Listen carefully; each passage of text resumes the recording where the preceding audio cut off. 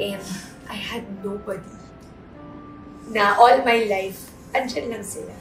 Olivia changed my life.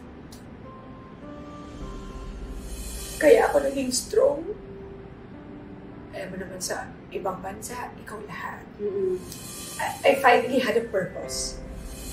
Kasi akala ko naman, ito, isa na nga. Yung sobrang kinakain na ako ng lungkot ko.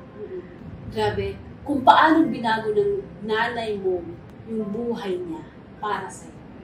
I think binago ni Olivia ang buhay mo. Correct. Oo. Gusto ko na umuwi. Alam ko. Gusto ko na umuwi. Actually, hindi ka pa nga buntis. Gusto mo lang Hindi ko na nga sinabi. Pero totoo yun. Diba? Ano gusto mo sabihin sa future you with that mindset right now?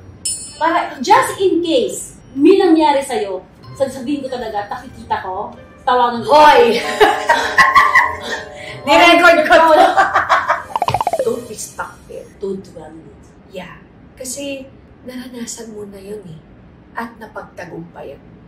So ano pa ang hindi mo kayang gawin pa ngayon?